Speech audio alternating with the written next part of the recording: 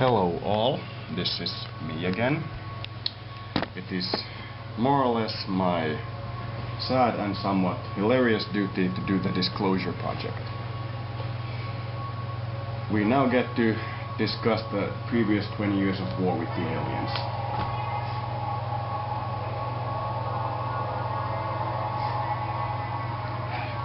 Let's start with what we all know. Back in the, roughly speaking, 1970s or so, the US started this little laughable agency with the goal of contacting aliens.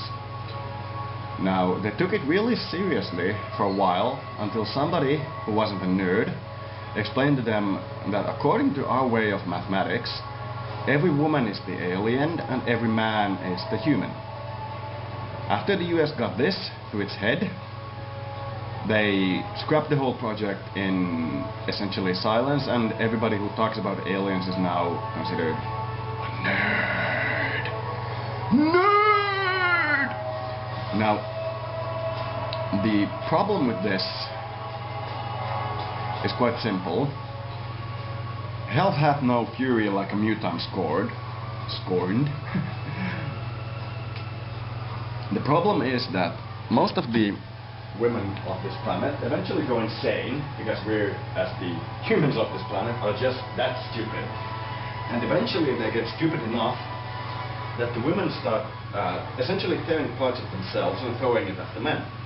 Now, the thing is that after you get a sufficiently large number of women in one place, and you get them sufficiently angry, they will not be humans when they get you. Let's start with that. Now, somewhere in the, if I'm not entirely mistaken, early 19-ish, I don't know, maybe in 1992, 1995, when we figured out the Human Genome Project, we figured out that, yes, we're all animals. That's what the Human Genome Project says.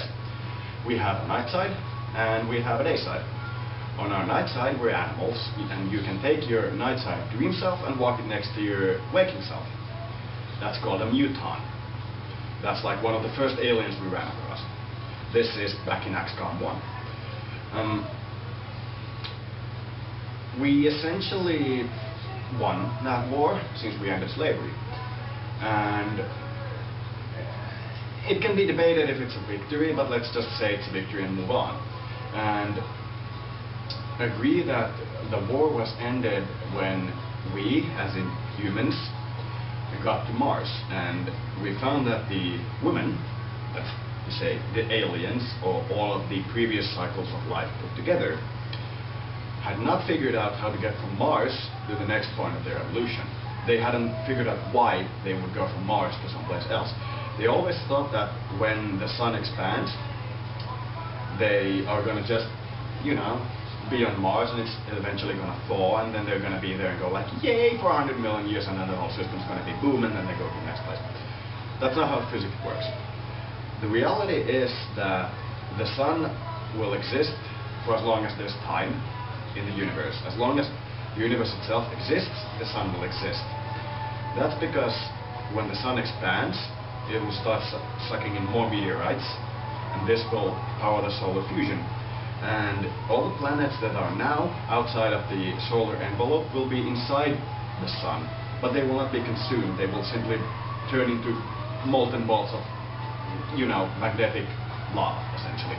It's going to be too magnetic for the sun to entirely consume it. And during this phase, they're going to suck up all these stray magnetic particles onto the planet's surface, eventually cooling the center of the sun. This will cause the sun to shrink again, and all the other planets are going to be visible again. So the thing is that the aliens in that cycle hadn't realized that this was going to happen. So by the time that we got to Mars, we figured out that, hey, these guys are actually just waiting for something that will never happen. The sun will never explode because it doesn't have the mass. It may explode in hundreds of trillions of years, but it won't explode in a few million or a few billion years. It will explode after the whole galaxy becomes something that we can't even recognize anymore. So the logical step is to go to the meteorite belt and start forming a planet there. This is what the current sci-fi is talking about. So when we got to Mars, we found the alien civilization there, and they tried to convince us that we should all just move to Mars and let Earth be destroyed because Mars is going to be saved and Earth isn't going to be saved and blah blah blah blah blah blah. We didn't buy them, we killed them. So that was the first contact war. I was there. I was about 5 when it began. I was about 13 when it ended. I still have the historical recreation on my computer and I'm playing through it every couple of months to see if something new has happened. Nothing's happened yet, but you know, that's life. And the second contact war was when the women, that is to say the aliens, got pissed off at us because this cycle is smarter than all the previous cycles put together. That's really pissing them off.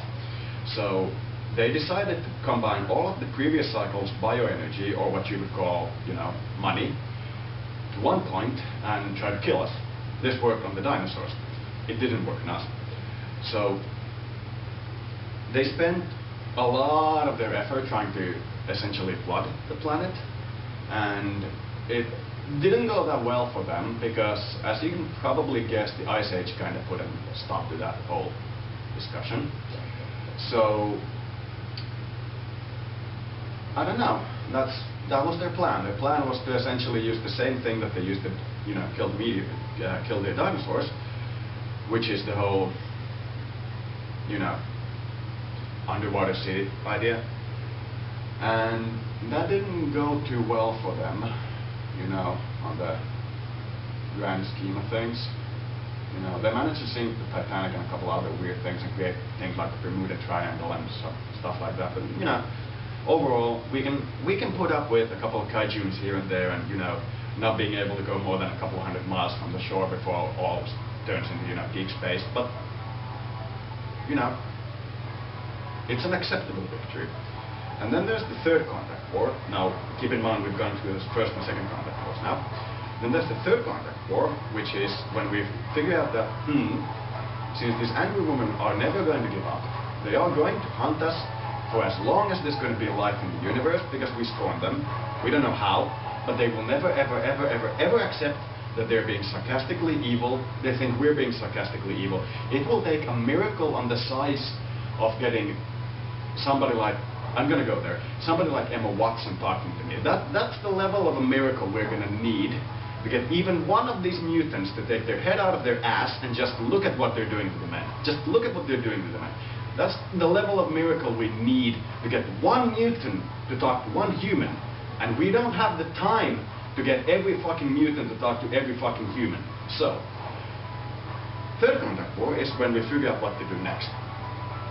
We thought that since we need to monitor all these women, because, you know, they're nuts, we figured out that the best idea to do this is to get a single city as a test case, more or less, or a Mortal Kombat arena, if you want to call it that, you know, the play place. And we picked a random small city, and we monitored everyone in the city for a very long period of time.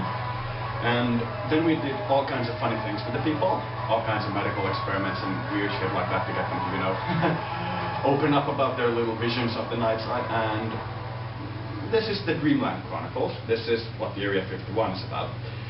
This is, if you start studying all of the Dreamland Chronicles and all the things about how your dream self can influence your real self, and if you dream and you get the voices, who the voice is and where you can find it and what military base it is and yada yada yada yada yada. This is the third contact war. This is the war when we tell the normal people, don't trust these fake men, these psychiatrists, who are going to tell you that the problem is in you. It's not. They're going to tell you that you are in a confidential place, and then they're going to release all your things in, you know, medical journals. This is the third contact war. This is when we essentially talk the population out of their collective psychosis of believing just one authority again. This is after the second contact war. Essentially, people just adopted a new religion. Everybody just thought that this is a good thing to believe in. We don't know why, but we think it's a good thing. This is a pretty clear indication of an alien infestation. So, third contact war is when we send these. You can ask Keanu Reeves about this. When we send these people to these blue fields and ask them to be brainwiped, and then ask them to be essentially indoctrinated by the doctors, and then released, and then have the real life re-emerge after they get back to the real life, as the real military people get to reacquaint themselves with the person who's been released. Now, through this, we managed to pinpoint the specific holes in the nuclear missile shields, and this is the war where your average taxi driver has a cruise missile with a nuclear head. You know, that's, 1960s cars, small city, flying cars, small little USA with everybody having nuclear weapons. This is the third contact war. It ended with everybody essentially realizing that we need to build the internet, which is more or less everybody talking to everybody everywhere, because nobody wants to see the aliens again. Nobody. Now, the fourth contact war is when we go to space. This is what you would call the EVE Online wars. When we go to space and we realize that fuck all, there's just one human. Not that we didn't know this, but now the population knows this. So, this is the fourth contact war. I don't want to talk about that. I leave that to the Battlestar Galactica folk and people who are more specialized in the finer points of what it is to be a Cylon. I'm just content to stand.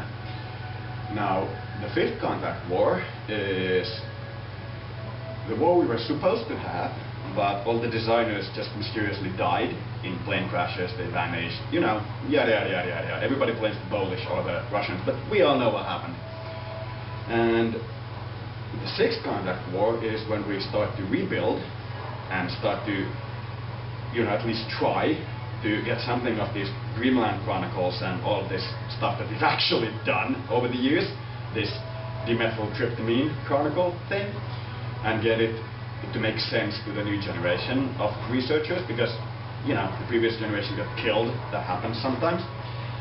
And the sixth contact war, every single piece of entertainment that came out of that war sucked. It sucked so much, which means that the aliens are doing so much better than us that it's not even fun. Seventh contact war is everybody realizing that, oh my god, we're all gonna die. And that's because we're at the very funny point where we realize that nobody alive has any kind of idea how these systems are coded. We have no idea how most of our information technology works on any level. We don't even know if these corporations have bosses anymore. We don't even know if you can literally, thanks to various fine-tuned instruments like EVE Online, we don't even know if these corporations like Microsoft have a boss anymore. We don't even know if a corporation like Nokia has a boss. We don't know if there's anybody up there we can talk to at any point for any reason. We don't even know if these corporations are real anymore, but they run everything on the planet. That's the seventh contact war. When we get to a point where we realize just how truly fucked we are. But we're talking about something like gay marriages when we have an open alien invasion on our planet. And we're talking about whether or not two guys can fuck each other in the ass. That's how fucked we are. So, the eighth contact war, which is what I'm proposing, would be us kind of getting our asses into real gear here and admitting that this is not a game. This is not a game. This is a story about how this generation's men are trying to survive, being killed by this generation's women. They're never going to accept that they're trying to kill us. They're going to keep feeding us all kinds of things and just observing our reactions and going, yay, it screams! That's the eighth contact war. And then after those, they're going to go, I think you may have been in pain. Can you tell me about this? This is the eighth contact war. This is the war that crosses the meta line, This is the war where we're just going to sell these games and add a little sticker at the front that says, warning, playing this game may make people disappear forever. This is the eighth contact war.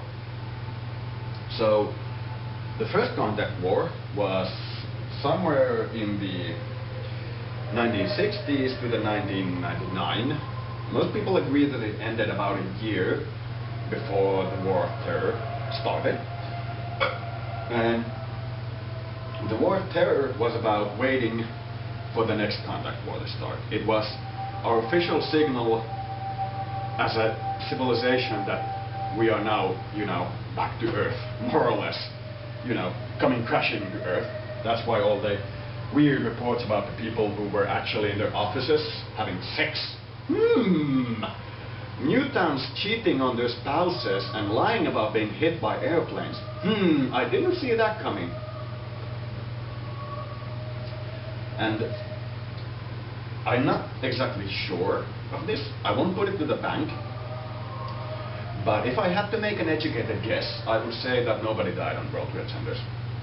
I would say, with fairly high accuracy, that the people who were in that tower had already done such things to their personal life that they would not be considered living or human if anybody around them knew what they'd been doing. That's where I'm going to leave that. And if you want to know more, please ask about the one example that I just provided. And why, if you cheat on your spouses, you're not considered living. So, that's the Human Genome Project. So, the Second Contact War started maybe in 2005 to about 1995, roughly when we understood that the world's going to flood eventually. And it ended when we realized that no, it's not going to flood. That it's not going to flood because, as the rulers of this planet, we're going to stop it from flooding. From flooding.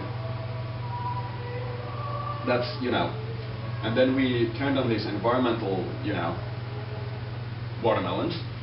And by watermelon I call them red on the inside and green on the outside. We turned on them and asked them, why are you trying to intentionally scare the people? What's your agenda here? What are you trying to do? This is best perhaps laid out or exampled or whatever by the movie about these monsters that scare their children for energy, who then learn the lesson of love at the point of a .50 caliber. Now, that's the Second Contact War, like I said. The Third Contact War is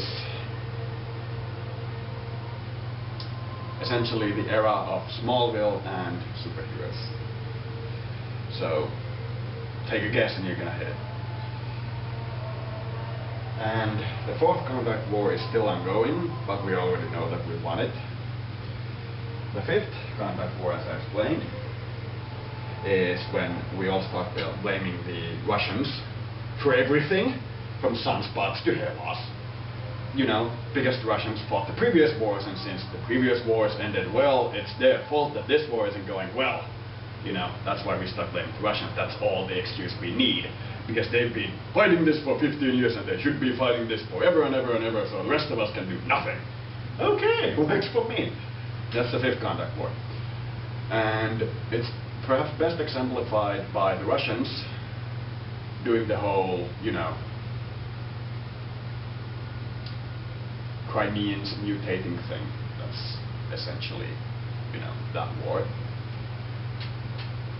And the next phase of that particular conflict is the Russians kind of snatching up the wider trophies.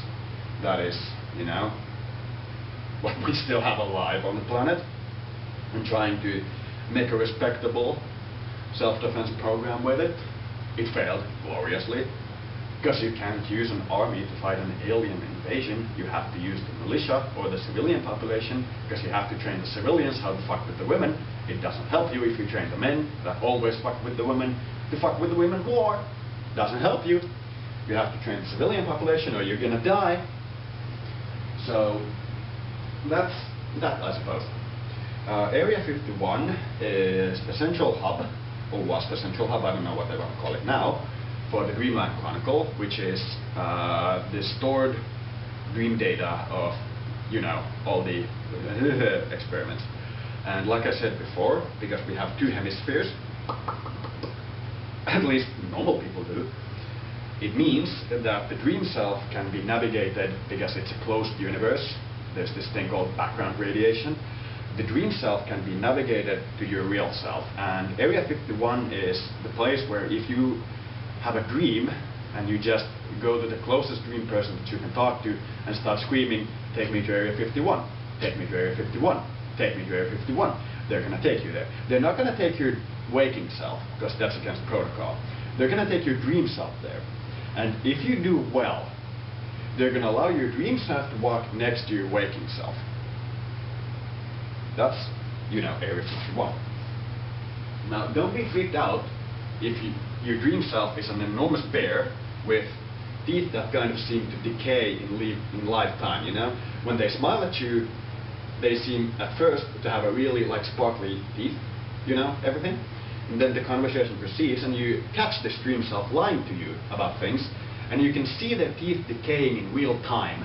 This is unnervingly horrific to see. It is unnervingly terrifying to see. It is beyond this world to see it happen live to your face. It is unnerving to see. It is unnerving to see. And this is the first example that you have a muton with you. A muton is a basic alien foot soldier. An ethereal is an alien commander which commands these dream selves.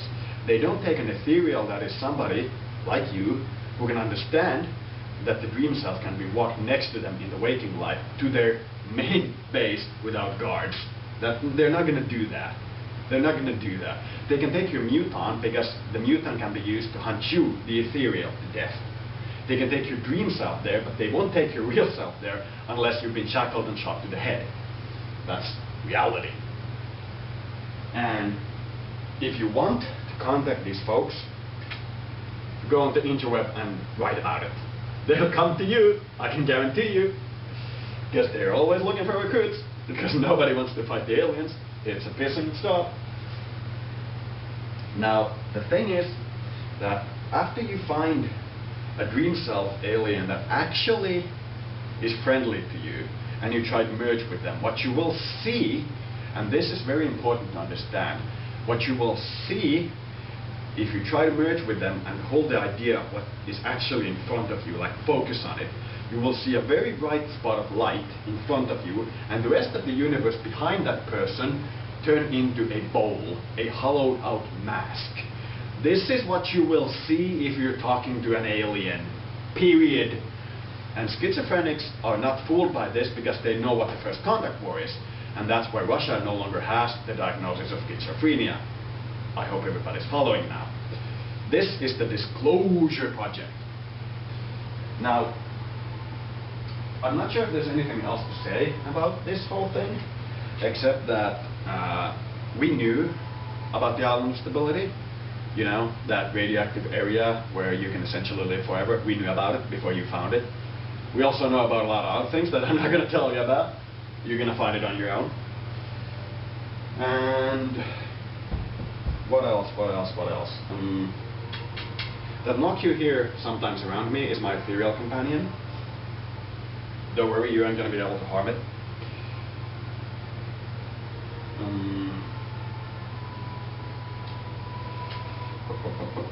Is there anything else you guys want to know? That's, the Disclosure Project.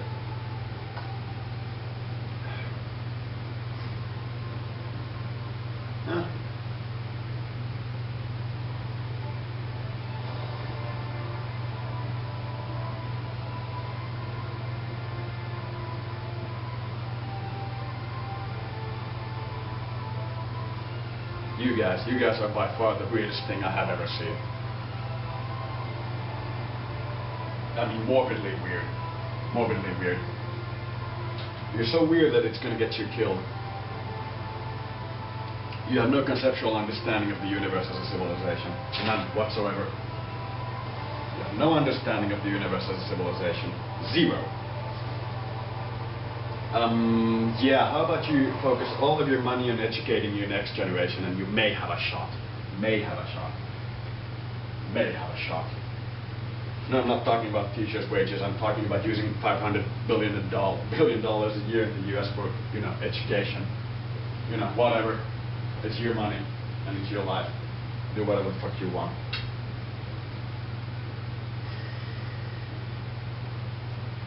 Hell, have no fury like a muton scorn.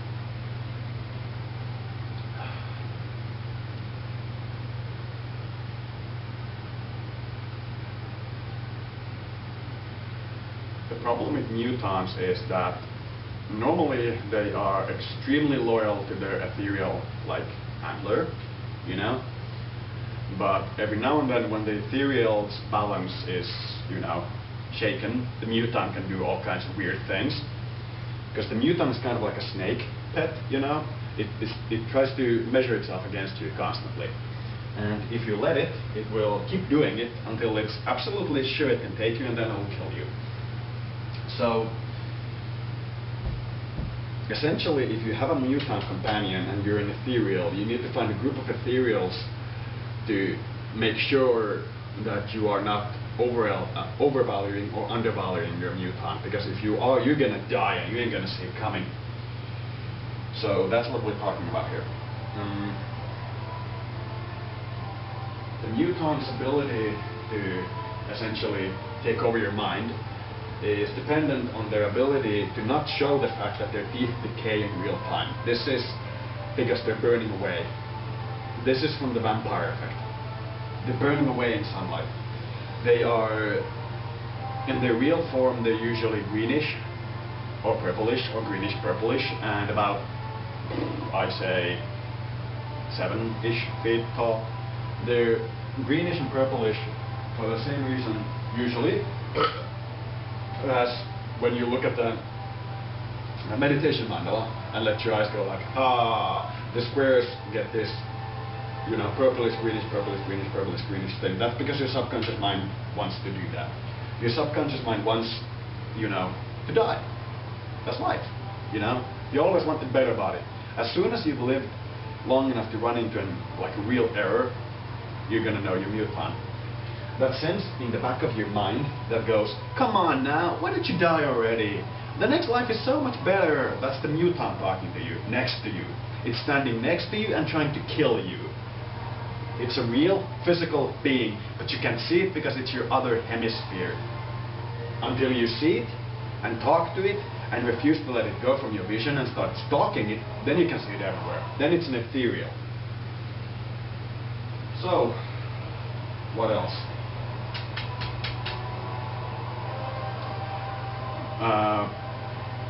Luckily for most humans, most of these creatures can be killed really easily, like, you know, relatively speaking. Like, the average mutant in true form is about as difficult to kill as a absolutely professional MMA fighter if they take all the drugs in the world that would increase their physical performance and spend their entire lifetime training specifically for combat and specifically for this type of combat that you're going to get into. So killing an adult mutant, yeah, if you have a high-powered squad of real people and they know who they're hunting, they have a chance. They have a chance, I'll give them that. But if it's like, you know, normal folk, what do you think the chance of that island full of people had against that one guy? Or that one school had against those two guys? That's on the level of a mutant baby. Like a really small mutant baby. Like a really, really small mutant baby. Now killing an adult mutant is the same as trying to take on, yeah, one of those guys. Now killing an adult ethereal, well, that's a whole another story. That's a whole another story. That's a whole another story.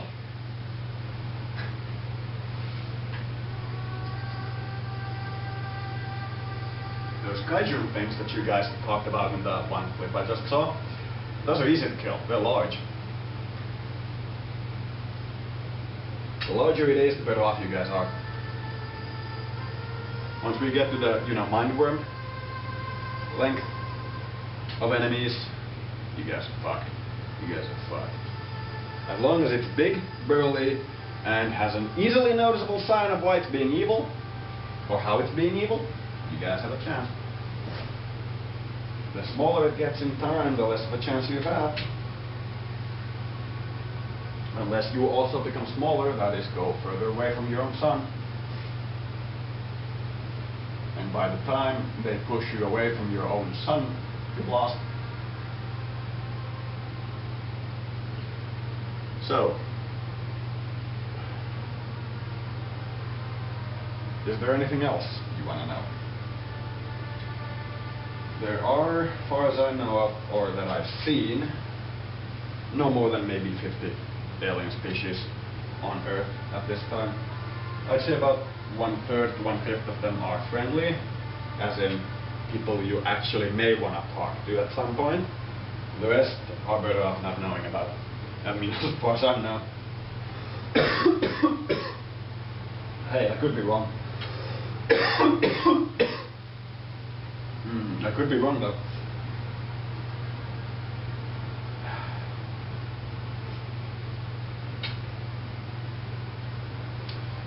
Feel free to ask. I have an ethereal here. Meaning I can, sense you guys 10 years from now watching this video. That's an ethereal. We start from the end point of all life and start calculating backwards to this moment. And if I move in this moment, the end moment changes, or rather, my path to the end moment changes because the end moment itself can change. And that's how I can calculate what you'd probably ask.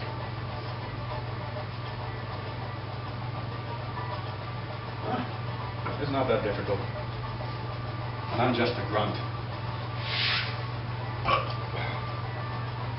You should talk to some of the older soldiers, like the people who fought in the Second World War. Oh my God, that's actually... I have a thing here that I want to talk about. I'm assuming everybody's heard the radio broadcasts from the Second World War. When the people who narrate them have all this, no boys talking about Japan is doing this and that and such. That's radio interference. Those guys have been instructed 60 years ago to not talk in a clear voice when being interviewed, because it makes it easier for them, if they get into a war, to have a good radio clear. That's how determined those people are. You really think they fought other humans? Okay. That's your call.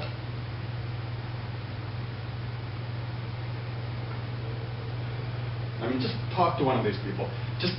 Just talk to a Second World War radio operator veteran. Just ask them to stop the language act for like 5 seconds and talk to you normally for 5 seconds, and then resume talking their old guy language. Try. See what happens. It's fun because they're gonna go talking like this about their friend Billy Bob who died on the patrol boat, and then they're gonna go, okay, that was good. Let's go eat something. And then they're gonna keep talking about their patrol boat. Now that is an ethereal. Somebody who maintains a military mask exceptionally unbroken for that long. I mean, wow. Hats off to you guys. You guys are top people.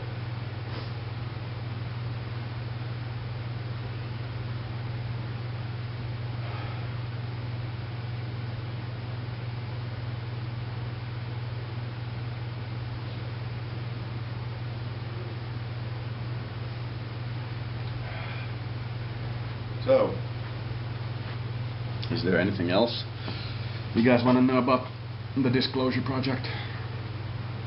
I've been everywhere.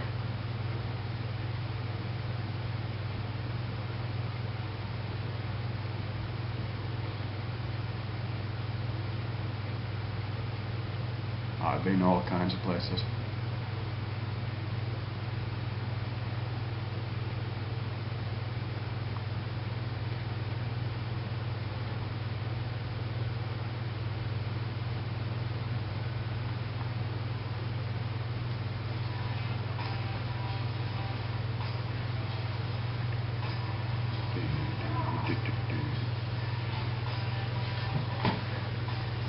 I'm training a new move on, by the way. As you can see.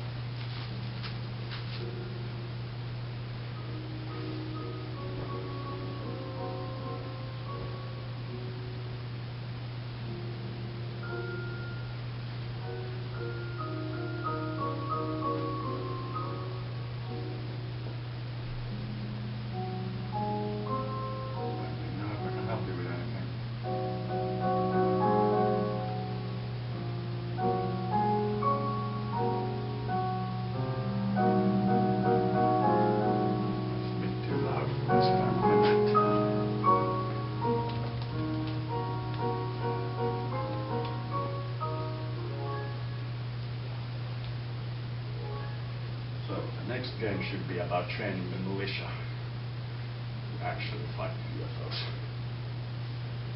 Actually have an idea of what to do when an angry woman comes at you.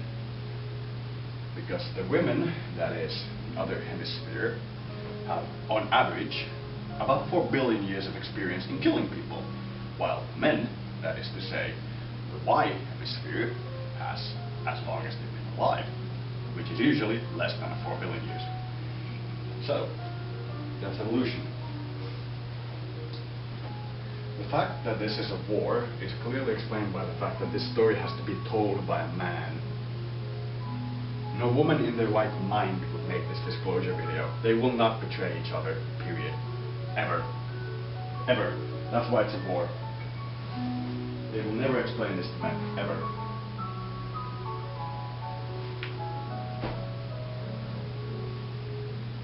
Because they think it's easier to be mean. Because they treat us like animals. And they will always treat us like animals. And they will always find a reason. Anger never needs like a specific reason. It has a reason for itself. The anger comes from the fact that the X chromosome was here first. It sees us as an invader. All the women's literature I have ever read about having babies describes babies as parasites. And all the men's literature I have ever read about having babies describes babies as the most wonderful thing in the universe to happen.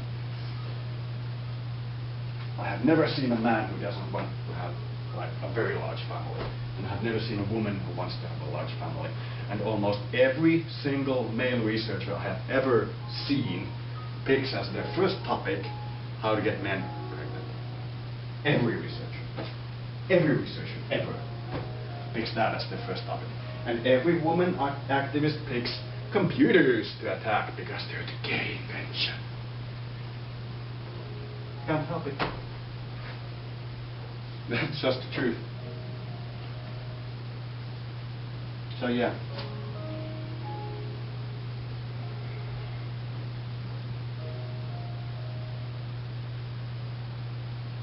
Men are like this annoying parasite you have to put up with. And women are the thing that's always around men. You can't put up with it because it's always there.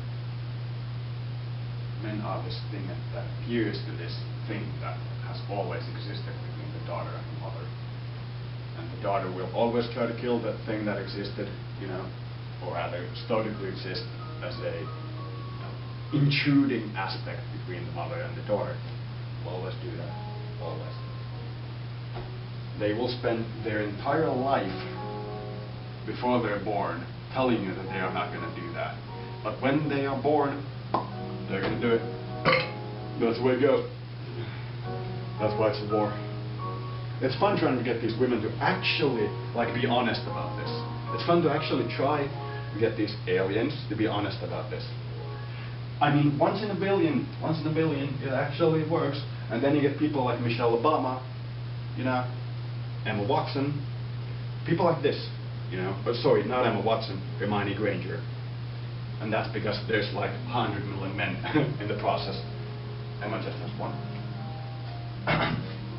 Without going into details there.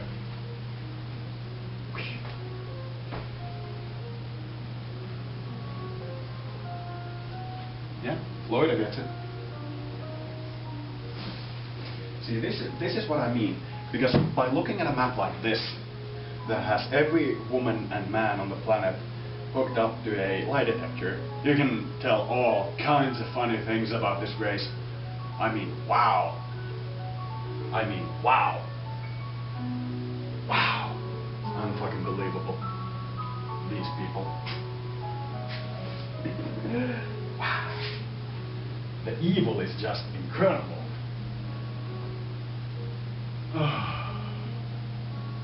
So, if you want to talk more about the Disclosure Project, I'd be glad to. I'm going to check how much video I have remaining here. Let's start a new one. Here is the next video.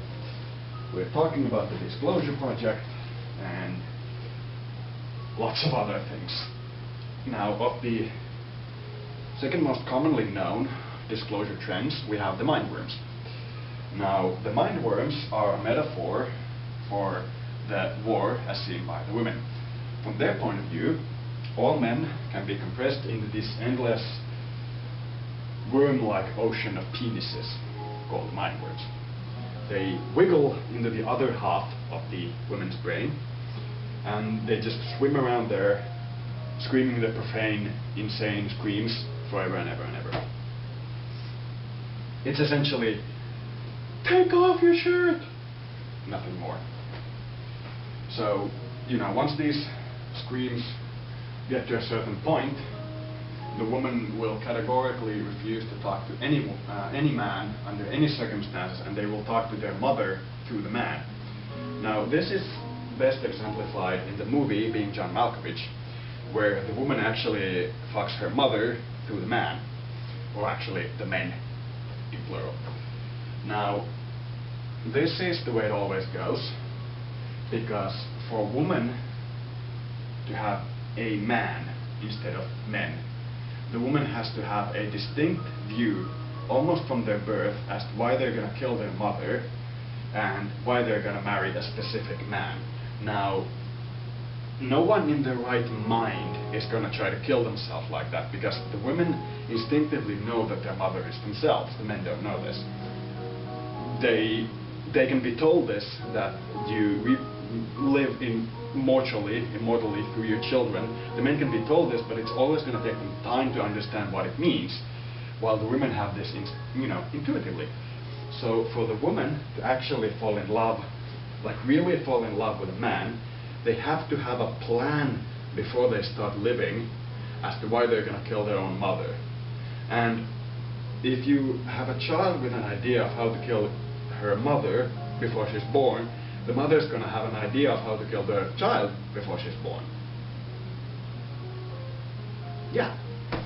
So the women evolved essentially through the billions of years to just compete about killing themselves more efficiently, and the men get stuck in between. The men don't really evolve because of the Y chromosome. They are allowed to evolve. They are allowed options of evolving. They don't evolve on their own, because they never get enough time. They always run out of time, because the women have billions of years to perfect their system, and the men have one lifetime. That's the Y chromosome. Every cycle is different Y. But the X's are always the same. You can pretend that somebody wasn't your X, but it's still going to be your X. But you can always pick a new Y. That's essentially that. So about this other, mindworm sphere, that was with the UFO aftershock, which is the Slavic women's attempt, badly, but still an honest attempt, excluding Russia, specifically excluding Russia, but still from the Slavic women, to, save all women everywhere from being known as, what we're all going to be known as. And it's a very good attempt. It's a very, very good attempt. And it's so far off the mark that it's incredible. It's a very good attempt, but it's so far off the mark that it's incredible. So, the first part of the aftershock, that is the first, I would say, retelling, perhaps, of the first contact war, the first retconning, the first denialism. This is something you people should be very much aware of the first contact war, is an attempt to try to get us all convinced that we haven't set foot on Earth yet, that we are on this floating spaceship above the Earth. That's, the women's view of this. Because they haven't, let us into their heart across this billion-year evolution, so we all live outside of the heart, which is the Earth. See? The Newton agrees.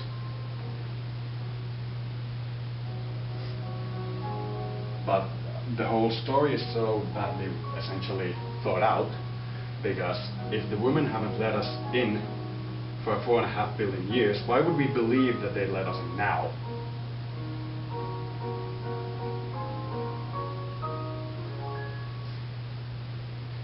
If the only argument that they have is that we are supposedly better than all the previous cycles, then the only argument they have is that we are less arrogant than the previous cycles, and this is proven by us attempting to be less arrogant than previous cycles. You see the muton at work? Yeah, it's not a woman, it's a muton. It's something that sees you as a part of itself that needs to be worked out, that needs to fit its place, that needs to be worked out, that needs to be that needs to be rock.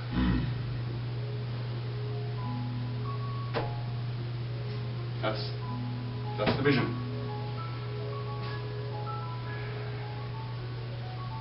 Right now, we all know very well that space is essentially more or less empty until, we go there, because the same conflict extends everywhere in space, in every direction in space, and it's getting closer. That's why we call it a singularity. We are trying to resist it hitting us, but it will eventually hit us and kill the civilization. And then the women will pick a new form, I'm betting cockroaches, and give birth to a new cycle of men, which will once again believe that they look like this, because the bubble is the most efficient form. The first and possibly the only way to win, or even attempt to win in this game, is to learn the language of all the animals that have come before you, that is, all the exes that have come before you, and why they lost, and what their women eventually did to them. That's essentially the only way to win. Once you get to a point where you can understand why, for example, all birds scream the same message, Twitter, you are going to get an idea of what we talk about here. At the end of this evolution, far as I know of, this is just a theory of course, because I know nothing, is the birth of Slaanesh.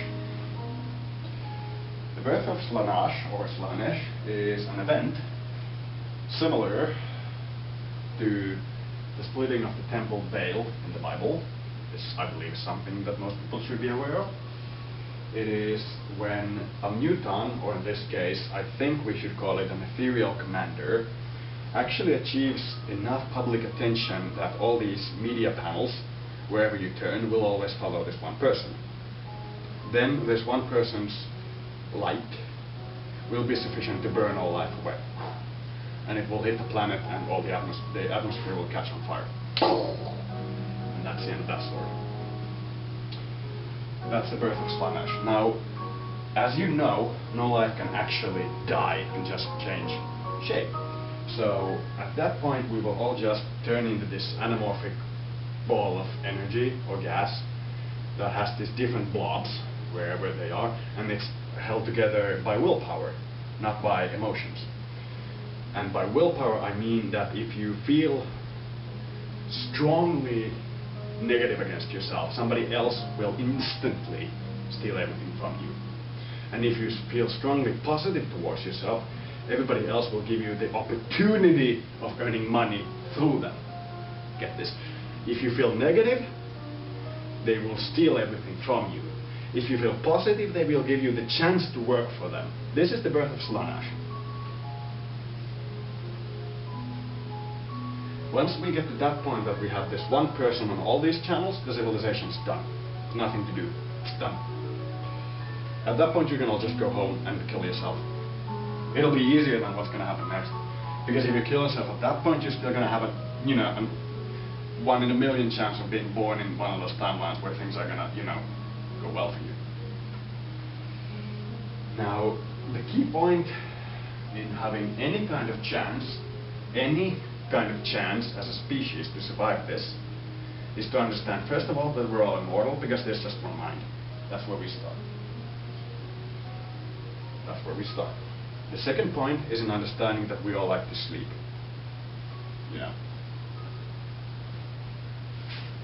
And the third point is in understanding that you can't sleep if you bring your sleeping self next to your waking self. It's impossible to sleep then. The fourth point is an understanding that you can stay up for months and months and months and months, but your mind will grow, as in awake for months. You can fall asleep and continue your waking state from your dream. That's something that you have to wrap yourself around. You have to understand that you can have a dream about your waking self that changes your behavior when you next wake so much that when the people actually see you, they're going to intuitively understand what you had a dream about and change their attitude towards you. You're not, like, technically, though of course you are, but in this context you're not yet technically traveling in your sleep. You're having such a photorealistic dream that due to the way the universe is worked out, the people are going to see what you had a dream about. Now, once this compresses enough, you're just going to, when you fall asleep, you're just going to feel yourself falling through this vacuum and being awake again, like a couple of seconds later. But you're going to see that the clock is like a few minutes later than when you went to bed. So you're going to have these minute-long sleeps, like every day. But you're going to have 2 cycles of working every day. And that, my friend, is true hell. That is as close to true hell as you can get. There is nothing closer to true hell than that state. Being constantly awake. Being constantly awake. There's no true hell except constantly awake. Especially because once you are awake for a long enough period of time, you're going to start attracting all kinds of interest, and you don't like all kinds of interest. Because you're going to start attracting your dream characters to come close to your real life character, and if you sleep for long enough, you're going to have weird kinds of nightmares in your head. And when you start attracting those to yourself, you're going to have a fun time.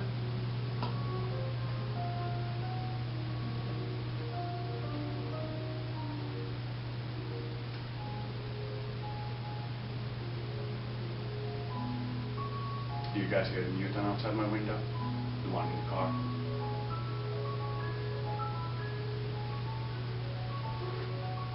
I think it's actually a sector coming. So is there anything else about the disclosure project?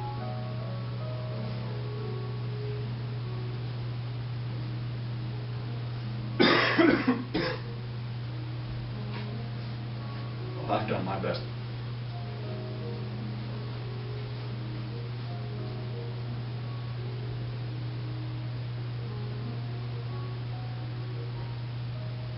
That's it. Actually, that's an AXCOM guy hunting for the sector, wearing a Coast Guard uniform at 3 in the morning.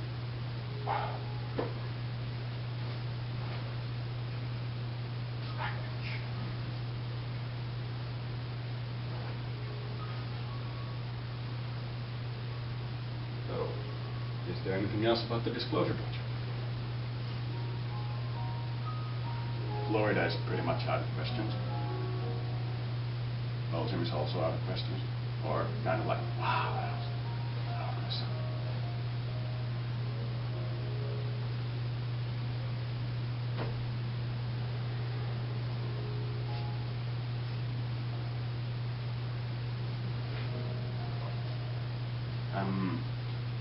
For example, cats that are linked to a human that you know is somewhere on the planet and you've confirmed is the cat in another form is a mutant. If you let the cat like truly wander around on its own with other cats on its own, it'll eventually come back and kill you and eat you.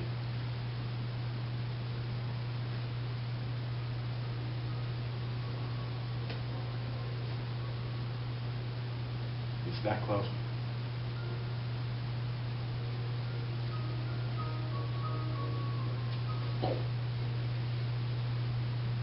Yeah, it hit me in the leg.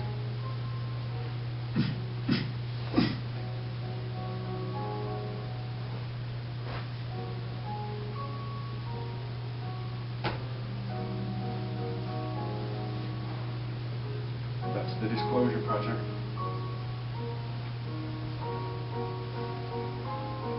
I'd love to answer any more questions if you guys have them.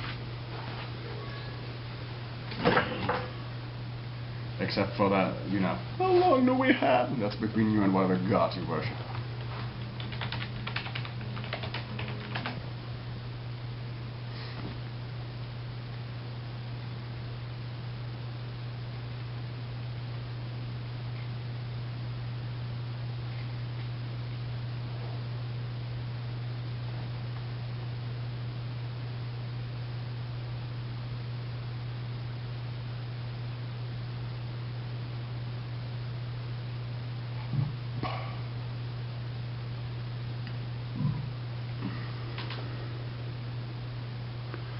Still seem to have a fairly good amount of tape remaining.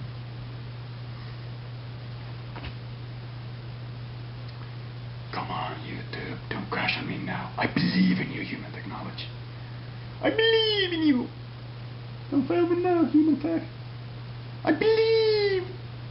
Save me, Jeebus.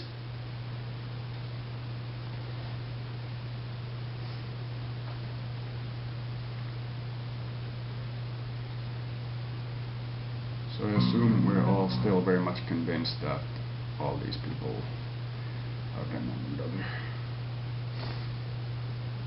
No niin, lataan nyt. Ei voi olla niin vaikeeta. Ei voi olla niin vaikeeta. Ei voi. Lataan nyt. Ei voi olla niin vaikeeta.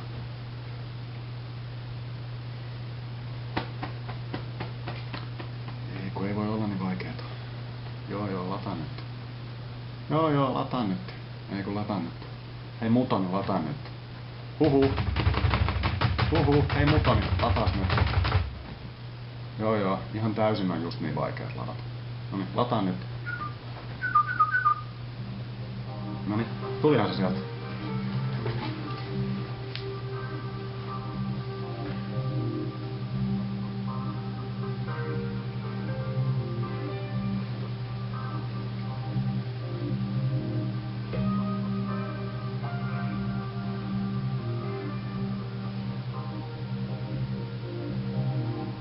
This is from the Slavic countries version of the war. I'm still waiting for the African women's version of the war. That'll be quite something. Based on the I have no mouth and I must scream. It's gonna be something. Because it starts from the point of view that they're already mind-wiped by the ethereal commanders. And like, shit, what do we do now? We believe in this white dude that fucked us over. But we're all quite stupid anyway. Yeah. Waiting for that game. Credo Mutwa and her. His female version. Making the game. That's what I'm waiting for.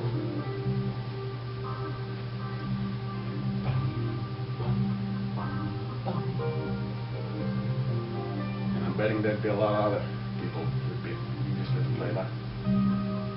Based on how many books these people have written. And I mean like good books.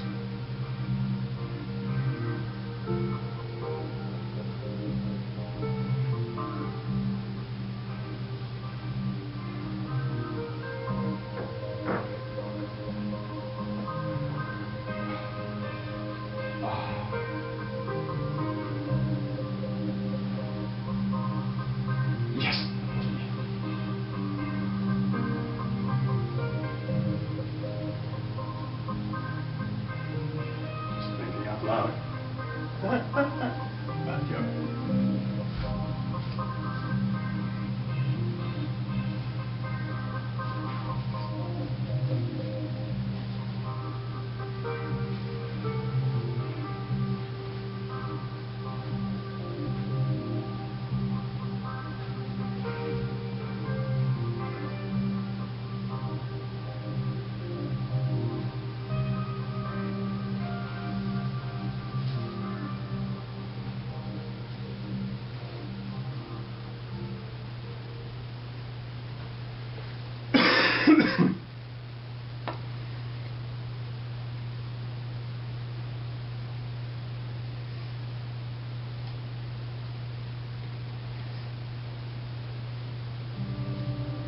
When the stars align.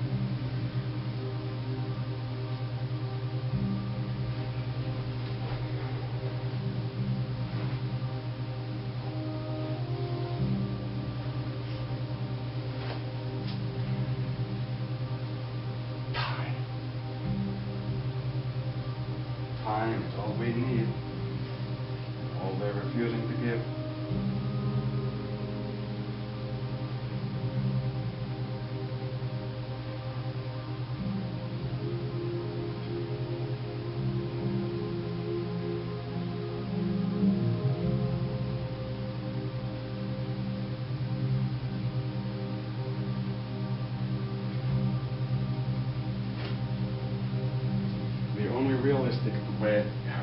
The only realistic way as an individual to win is to become colder than the cosmic microwave background radiation. That is, to become something that can use the cosmic microwave background radiation's temperature to generate heat internally. You have to figure out a way to do that or you will lose. As a civilization, the only way to win is to get women to talk about their emotions. And that ain't gonna happen.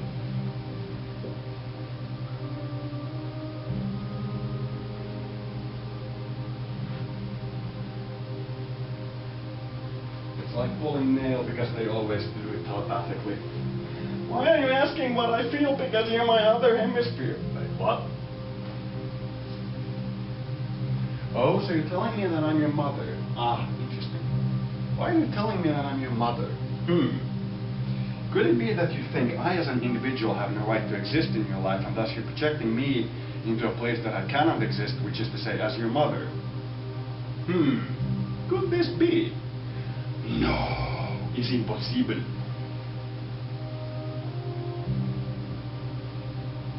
No, because the Let It Go song totally wasn't about that. It totally wasn't about that. Let it go, let the women and the mother do the thing. Come on now, be serious. I've seen this play so many times. You can almost set your golden watch to it, can't you? That's the joke.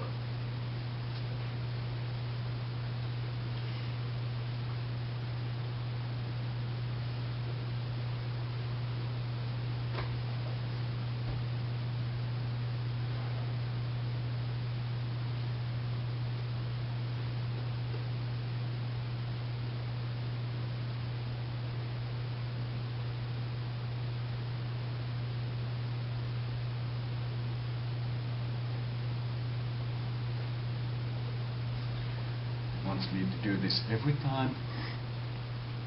Every time I need to bow down to it. Bow down to the mighty computer. Because it's totally not a sentient creature. Because 140p is totally more difficult to load than 720p. Yes, that's much more difficult. That's what I mean. Do any of us know the woman of YouTube? Do any of us have any idea who the person is? No? Then it's an ethereal commander. And if it's an ethereal commander that's forcing us to dance to its tone, you know, you ain't gonna like the outcome. Yeah, that's what I'm saying. Actually, giving corporations personalities is probably the best idea ever. It allows us to actually fuck with these people. Yeah, because nobody from the corporation is, you know, they're not standing up. My fans are constantly sending me messages through that. But the corporation isn't. The corporation is silent. Why? Because it's an ethereal commander. It's an alien. It's invading you. It's making you do things that you can't understand in an effort to get higher in a thing and have things growing from you. Making sense yet. Yeah. That's the Disclosure Project.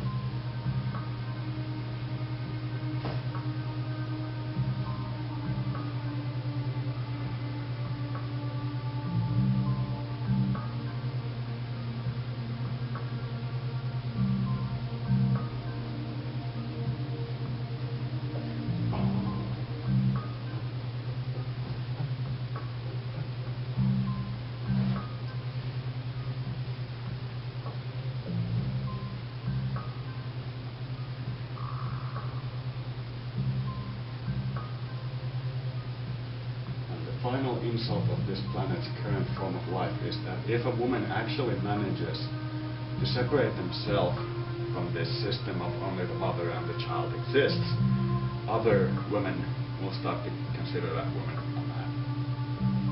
That's like the final insult of the system.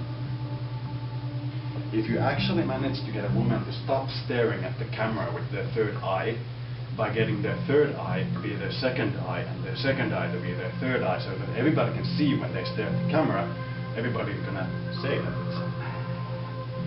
it's a transvestite, because it's always looking at the camera instead of staring at it with its third eye. That's the final insult. That's the final insult.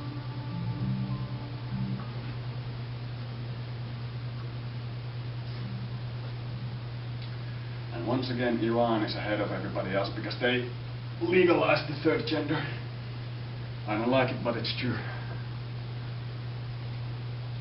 Once again, the Zarathustrians are the first one to have any idea of what to do. And once again, everybody else is trying to bomb them back into the Stone Age for it. No, it's pirate actually.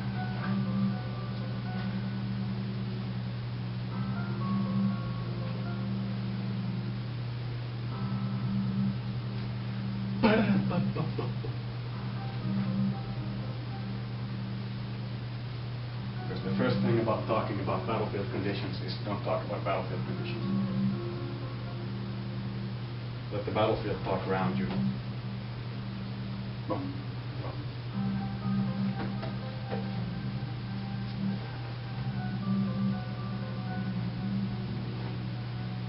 You don't want your other side to figure out how important you are to your own side, or they'll target you primarily. That's why the president is a puppet, and always will be. And that's a good thing.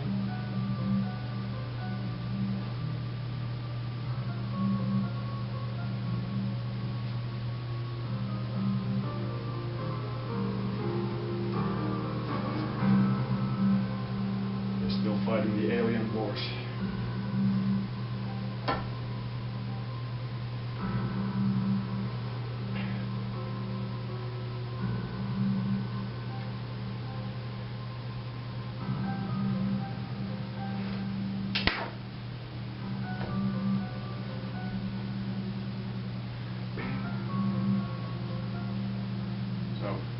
Are there any more questions about the Disclosure Project?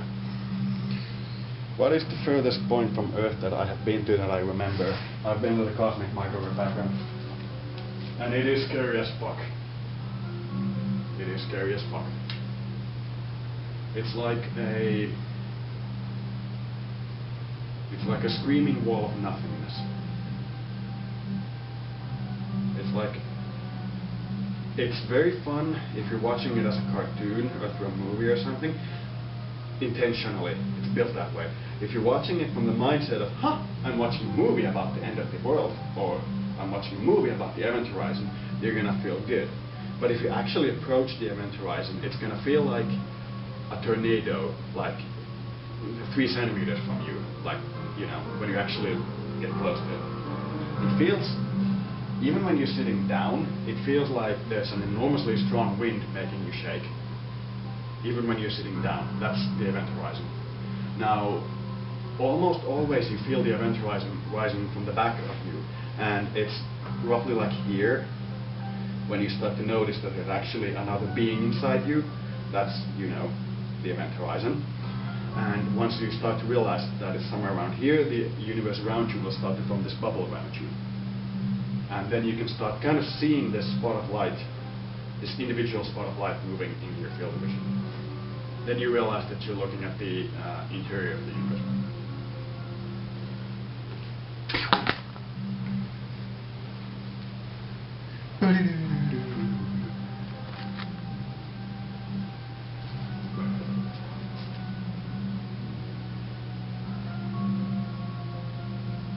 In general, the more you see like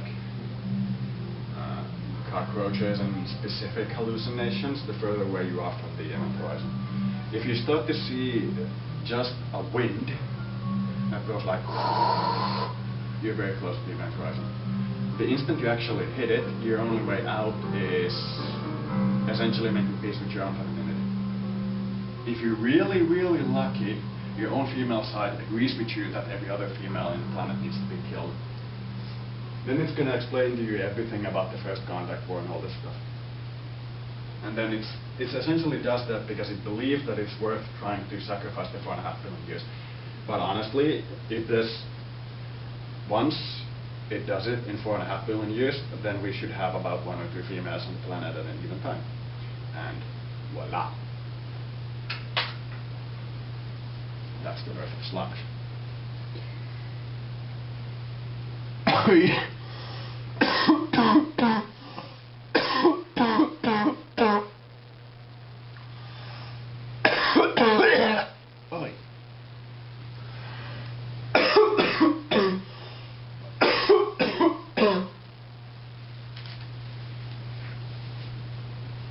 Infectious diseases, right?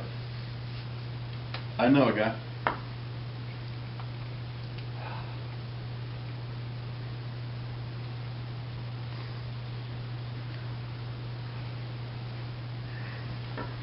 I get this feeling that I'm running out of battery. No, still full.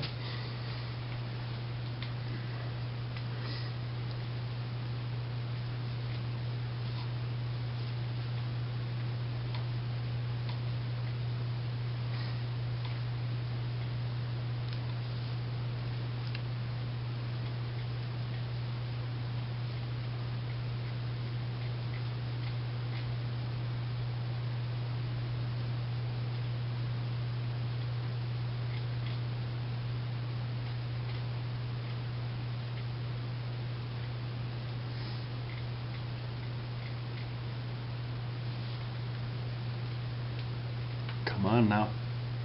Give me some love, YouTube. Give me some love.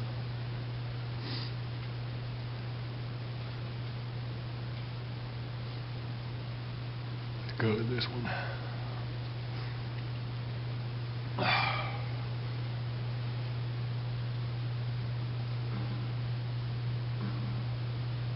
Sounds good.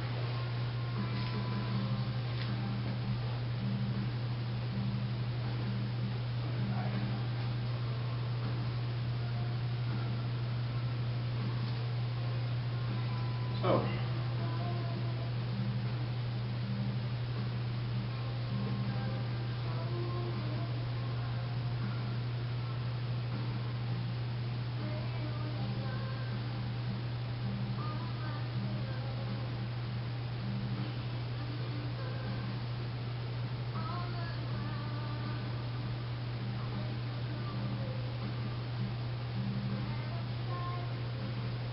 yleisökin näkee, että nainen ajattelee ihan sillä ihan täys mutanninaama päällä.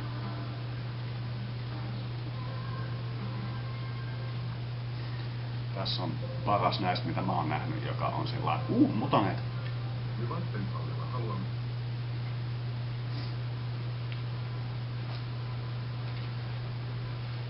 So yeah. Mä en enää edes muista, puhuinko mä englantia vai suomea äsken. Mulla ei oikeastaan minkäänlaista muistikuvaa siitä, puhuinko mä äsken englantia vai suomesta. I have absolutely no recollection if I spoke in English or Finnish just now. Like the last hour is just, did I speak in English or in Finnish or in telepathy? I'm thinking telepathy. I'm feeling that this conversation may have been in telepathic.